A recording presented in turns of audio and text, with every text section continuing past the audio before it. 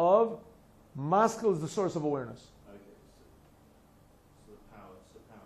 Right. Koach hamaskil. Koach. Huh? Maskil is consciousness. Maskil is the source of consciousness. Seichel is consciousness. So we have two things. Let's use in our normal American terms. We have faith and understanding. Faith in God and understanding God. Right? Which is higher? Faith, of course. Faith is higher. Faith, you believe in God. Understanding God is very limited. How much can you understand about God? Understand certain things about God. Right? You can understand. And then you can read Kabbalah books. You can understand higher levels. You talk about Keter and Panimit Keter inside before the Tzimtzum. But really you're talking about these ideas. Right? It's just another idea. The same way as you talk about, how much this fish cost this week or how much is the price of gas. By you, it's just an idea. You just have to put it in order. You know how it is. You have this idea, but this is higher than this, but you don't have any feeling. Chachma is the feeling. Chachma is that you believe it's something above understanding. Right? Like I said, Chachma means that you're inside of something bigger than yourself. You're aware of something bigger than. Bina is that you're the biggest thing. You have the understanding. Everything is inside of you. It's inside of your understanding. Right? You grasp. Okay, now, Chachma, of course, can as much as a greater awareness of God and a higher awareness of God than Bina does. Bina has a very limited awareness. How much can you be aware of God? I mean, we're just human beings. How much we can understand ideas about God and Bina. But nevertheless, Bina has a higher source than Chachma. Why? What is Chachma? What's the difference between? Like I told you the story. I told it 15 times. I'll tell it 20 times. Some very important person went to the Lubavitcher Rebbe. I don't remember who it was, some big scientist or big rabbi. And he came out from the rabbi. They asked him, what did you think? How were you impressed by the Lubavitcher Rebbe? He said, listen, a mind like that I've never seen in my life. The man knows simply everything. Every book of the Torah, every commentary, every nuance. That's Torah learning. In secular learning, the man is a genius. He knows everything about everything.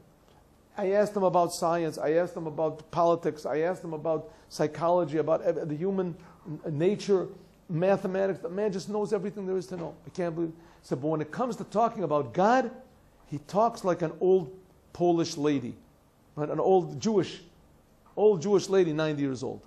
He talks like a simple, no questions, right? God, oh God, right? How does it work together, right? On one hand, this simple Jewish lady that she doesn't know nothing, she doesn't have any understanding. It could be, through his life's experience. It could be she never read a book. It could be, but God, no doubts, 100%. She feels God. No, that's Chachma. That's faith, right? Faith. But what is faith? It's very small. It's not very practical. It's nice. Look at the old lady. She believes in God. It's very inspiring. See, but practical is not practical, right? She says the same thing all the time, every place, in every situation. Oh, thank God, thank God. It's very nice. She's very inspiring, right? It's very genuine. But on the other hand, not very practical. On the other hand, Bina is wide. Understanding is wide. It's practical, right?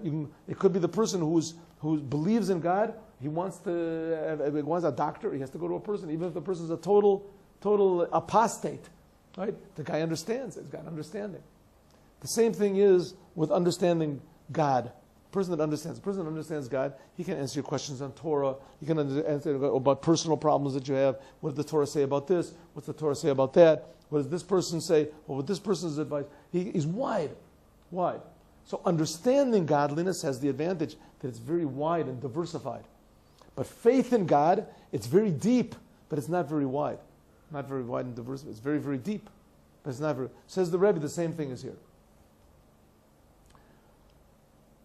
Bina, the power of understanding, is very wide. Where does it get this wideness from? It gets this wideness because its source is a higher source than Chachma.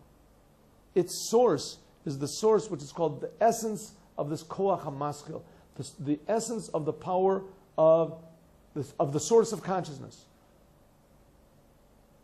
Tehine, behold, Zeh shechachma, that which Chachma, Ba comes. Bebechinas Nakuda, and just a little point, right? This person that has faith in God, it's just a little point. It has no dimensions to it. You have faith in God. You believe. Can you explain this faith to me? I just believe, God exists. It's a God. Oh God. But can you explain it to me? Why do you think I don't understand why you think, here, see this book? It's a book. I remember I used to have a book in my house. I learned philosophy in university. I have a book in my house. Maybe it's still there. The first part is proofs of God's existence. Proofs of God's existence. They had, what was his name? All these different, also the Catholics, also Saint Anselm, Mechveis. I can't even forget the names of these people. There was the cosmological and teleological and ontological and all these different, there has to be a first cause, there has to be a first, there's order in the world. The order has to be, right? The things are bigger. We see this bigger and bigger generalities. The greatest generality, that is God. There's all these proofs. That's the first half. Then the second half is proving that God does not exist, right?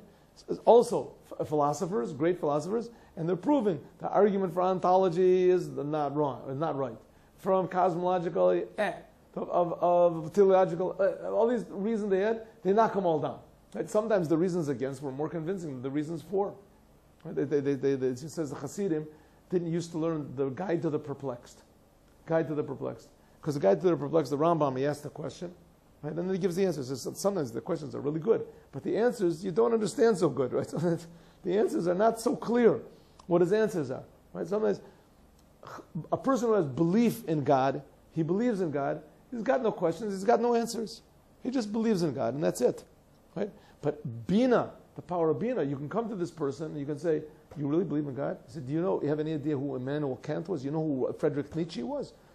No, they are. Well, these people had knocked down, right? Spinoza, these people had knocked down proofs that God does not exist, right? 500 pages to prove that God doesn't exist. You can't even say four words to prove that God exists. You just say, I believe, that's all, right? I believe. And these people have pages, hundreds of pages to prove. The professors, who are you? Yeah, I got a point. But I still believe, right? I still believe. So what do we say? Belief is very small. It's a very small point, very deep. It in a way, it can't be knocked down as long as you hold on to your faith. Say, listen, say whatever you want to, Professor. Turn off the lights when you finish, right? Don't call me, I'll call you. Doesn't believe it. But nevertheless, on the other hand, if you start to listen to a person like this, you think, I have the point, but he has the whole field. It belongs to him, right? Everything that is in the world, every time I try to bring a proof that God exists, he can bring a counter proof that it doesn't. One second, how did the world get here? Never heard of the Big Bang Theory. One second, how do I have power in my eyes? Never heard of evolution, survival of the fittest. What are you talking about? No, I never heard of these things. Well, how did the Jewish people exist so long? He says, you never heard of the Incas, some sort of who knows what, the Hindus, right? The Hindus also, what about the Torah? How does the Torah exist? You never heard of the Sanskrit, the stones, what is it called? The Rosetta Stone, no, I never heard of that thing, right? As soon as you try to bring a proof, they can bring 1,000 not proofs. He says, you know what? I still believe. That's emunah, but it's very small, very impractical, right? You have to not ask, no questions, no answers. But what's Bina? Bina is very wide. He says the reason, Chachma is just a little point. Why is Chachma? Because its source, Shemitgaleh, this is how it is revealed from Koach HaMaschil. This is how it is revealed from the Koach HaMaschil, from the potential, the source of consciousness. It's just a little point. But b'koach HaMaschil sichli, but in the power of Maschil, the source of consciousness, Hasichli, the awareness, who is Sham, there, Bisrachvus. As the Koach HaSeichel, the Koach HaMaschil is revealed, it's just a little point. But in the Koach HaMaschil itself, in the power of awareness, of consciousness, it's very wide. It's very wide. The Rebbe is going into deep things. Let me explain here. How do we explain the creation of the world? The world is created something from nothing, right? Something from nothing. That's how we explain it. Something from nothing. If so, the world is a something, and before the world was nothing. If so, God is nothing. Something's wrong over here. How can it be? It doesn't make any sense. So we say, listen, when we say something from nothing, we don't mean that nothing is really nothing. What it means, nothing means no thing. This world is something, it's a thing from a no thing. In other words, God is not a thing. Is not a limited, defined thing. So when we say, in our minds, when we say something from nothing, we mean something is real and nothing is less real. But the fact of the matter is exactly the opposite. How is this world created? This world is created from God. God is infinitely wide, infinitely big, undefinable. And from this undefinableness of God, this infinitely big, that's called nothing. Because it's not a thing. It's too infinite, too big, too real. Right? How does God make the world? He makes this thing called the contraction. He hides over his infiniteness, and so that he can make a thing. Good? Understand? So it's something, the same thing inside of us. We have inside of us in the soul, there's what's called koach hamaschil. This koach hamaschil is infinite. It's infinitely wide. Right? When it reveals itself, koach hamaschil, when it reveals itself in a little point. Right? Like how God created the world, made a little point. From this little point, he created the whole world.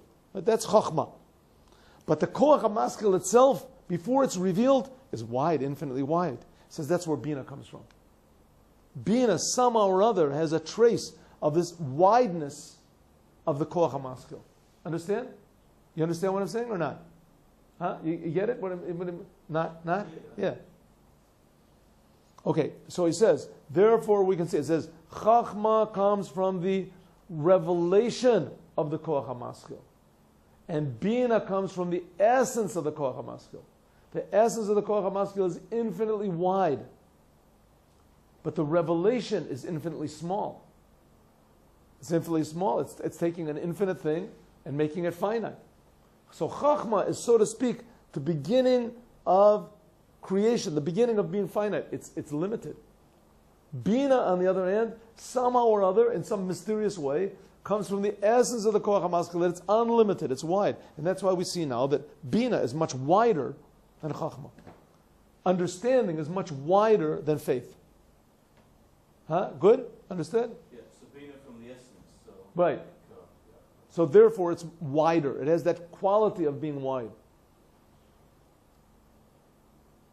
So in a way, Bina is much more human, if you want to call it.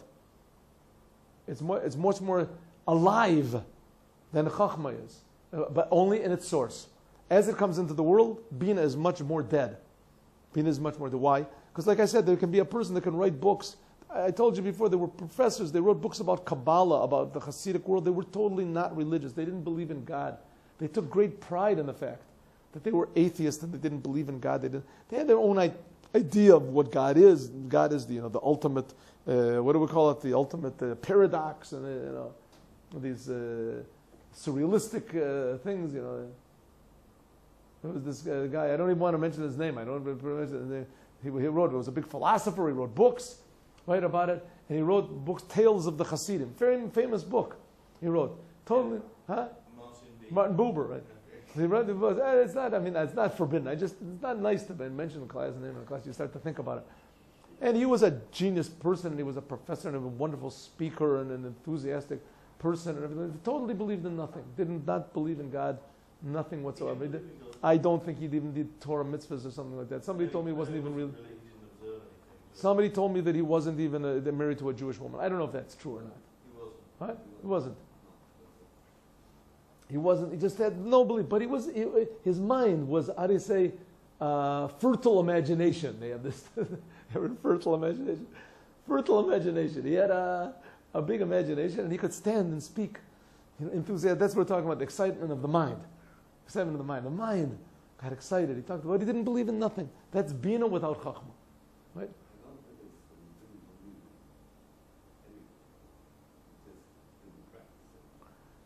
Listen, what do you mean? If you would believe, huh? Yeah.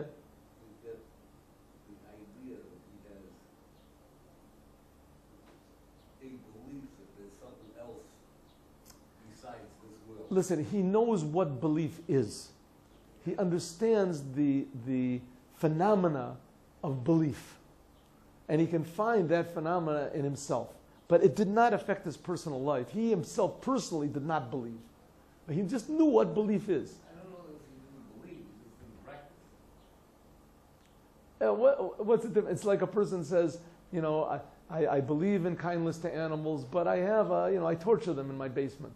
But I believe in it. I'm the head of the organization. I'm the head of the organization for kindness to animals. I understand that it's very important, and pain is a bad thing, right? But I personally like to see animals suffer. I like it. I like it. But I understand it's a bad thing, and I really, respect those people who do, and I donate tremendous money to it and everything like that. But I personally have my own. So what does it mean? He believes in it or he doesn't believe in it, right? It means he understands it. He has a very fertile imagination. His understanding was. I read started Being and Nothingness. He has this book called the I and Thou. Oh, I don't want to get into a conversation about it. But you read, really, there isn't a thou. There is an outside of me. Of course, he has the thing. But the outside of me is almost like a projection of me. Right? It's not that, something else. It's something, it's more like a paradox. It's like this meaningless nothingness that we're living in this world of meaningless opposites, that there's no real, you can't really, reconcile all these ideas of what, but the reconciliation is that there can be not above understanding. No matter what you say, you can always say the opposite. Everything, the opposite is true. You read the stories that he writes, these stories of Hasidim, and he brings the story, and in the end, he always twists it around. I read this before I was religious. I read the stories, and I thought something's wrong here. So I wasn't religious at all. I didn't know anything about Hasidim. I didn't know anything about. But I felt something's wrong. He's trying to make everything like surrealistic, like not understandable. There was a guy in Israel also, a guy called Leibovitch. And he had a big kippah, where he used to be a big kippah, and he used to do commandments. He did the commandments. But the reason that he did it was because it's, hyperbole is the word, hyperbole? There's a word like that, a hyperbole. This pops in the mind. And maybe it's the wrong word, but the reason he did it was because of the surrealistic meaninglessness of it all. Just to do something that was totally meaningless shows that you're a philosopher and that you're, above understanding. But not because God says. You don't get excited about God. There's no God to love or to fear or to. It's just, an idea that's, to take things seriously. That's Judaism. Judaism is to take to take it to your heart that God is one.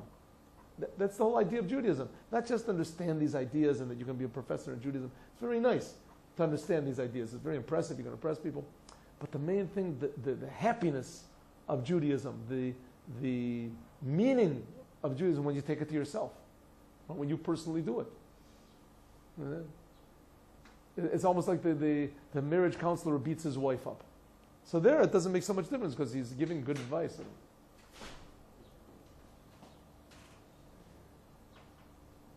Okay, want to do a little more. Oh, it was very late. Let's just do one more line. We finish it. Okay. The Tainug. I'm sorry, what do you get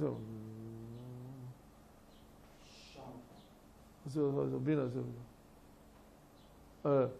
Umizeh, and from this, see, first one line is who Sham is, Behisrachvus, wide. Okay, Umizeh, and from this, who is Koach Hisrachvus, the power of wideness and Bina. Vishorsha, and its source, where does its source come from? This wideness, Tainug, from pleasure. So now we're seeing this level of maskil is like the same thing as keter. And the inside of this keter, the true level of this keter is pleasure. So this koach hamaskil, the source of consciousness that we have inside of us, that's another name for it in Kabbalah is called keter. And the inside of this, the true level of this keter is what we call pleasure. Pleasure, hu bechinas hisrachvus, is wideness. Lochen, therefore, tainug, pleasure, poel, causes, His rachvus, wideness, is like water. In the first chapter of the Tanya, it compares it to water. Wideness, b'chol davar, and everything. Ukomo, and like shamua tova, like it says, good news, tedashen etzem, it makes your bones fat. Right, there's a story, it brings in the Gemara and Gittin, we read it on Tisha B'Av, that a general was given the news that he was taking off his shoes. He got the news that he was made into king. He was made into king. He said as soon as he got the news, his bones got fatter, he couldn't take off his other shoe. Can you repeat Poel, it causes his rachvus, wideness, good? B'chol davar, in everything. Kamo, like, quote, shemua tova, news that's good, tedashen, fattens, etzim, the bones. Just one more line, quote, mipenei, because, period, mipenei, because, shehatainug, pleasure, who is, bis rachvus, wide. When a person is pleasure, he's enjoying himself, it's wide. That's why people like physical pleasures, right? Your physical pleasures makes you wide, makes you you're big. Umishum, because of this, who shorish, it's the source, ha his rachvus, of the wideness of bina. That's where the wideness of bina comes from, and that ends today's lesson. Okay, push here.